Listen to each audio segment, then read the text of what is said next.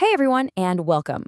Today, we're going to build a Python program right from scratch, starting with the absolute basics. Ready to jump in? Let's get started. Have you ever wondered how your favorite game remembers your high score, or how a social media app just knows your name? It's not magic, I promise. It's actually a really simple but super powerful programming concept. And that concept, that something, is called a variable. Honestly, it's the single most important building block in all of programming. It's how computers remember stuff, and it's the key to making code actually do things. Okay, so let's dive right in with our fundamental building blocks, variables. If you can get this concept down, you're already well on your way to thinking like a programmer. So what is a variable? Well, the easiest way to think about it is like a labeled box. You give the box a name, and then you put a piece of information inside. The best part, you can reuse that box, check its contents, or even change what's inside it anytime you want. Now, Python needs to know what kind of information you're storing in those boxes. We call these data types. For now, we're just going to focus on the big four. You've got text, which we call a string, whole numbers, or integers, numbers with decimals, which are floats, and a simple true or false, called a Boolean. First up, we have strings. This is for any series of text. Here, we're creating a variable called first_name, and we're assigning it the text bro. Now, those quotation marks, they're super important. They're how you tell Python, hey, this is text, not a command you need to run. Next are integers, which are really just whole numbers. Our age variable here is holding the number 25. Notice there are no quotes this time. That's the key. That's how Python knows this is a number that we can do math with. But what about numbers with decimals, like maybe prices or a GPA? For that, we use a float.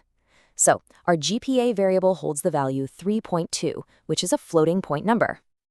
And finally, we have the simplest data type of them all, the Boolean. It can only be one of two things, true or false. And pay attention to that capital T or F. That's important. Just think of it like a light switch for your program. It's either on or it's off. That's it.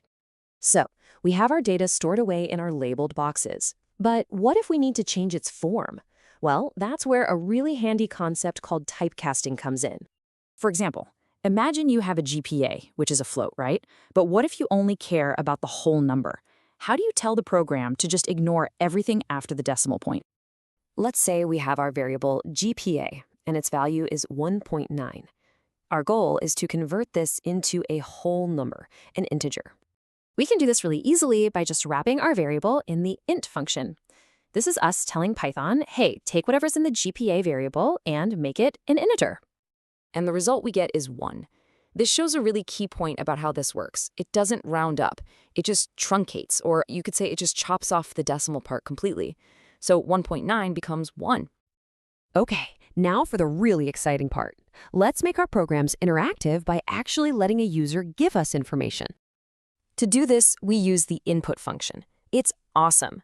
It prints a prompt to the screen like enter your name, and then the whole program just pauses and waits for the user to type something and hit enter.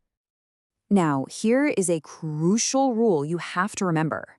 No matter what the user types in, even if it's a number, Python always treats it as a string first. It just sees it as simple text. So why does that matter so much? Well, if a user enters 21 for their age, you can't just add 1 to it. You can't do math on text.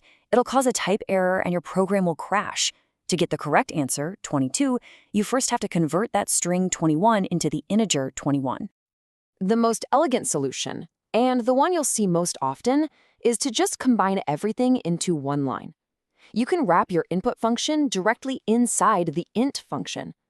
This gets the user's input and immediately converts it to an integer, all in one clean step.